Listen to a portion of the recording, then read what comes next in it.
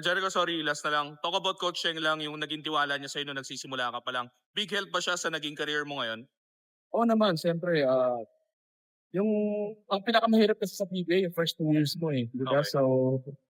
So yung first 2 years ko, talagang binigyan ako ng chance ni Coach Cheng na ipakita ko kung anong kaya ko ipakita sa PBA. Talagang na-mold niya ako yung sa sistema niya, to be the best player that I can be, sa sarili ko.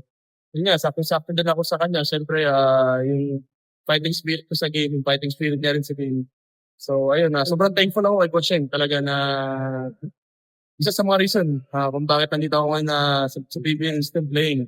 May 12 years na, going on 13 years.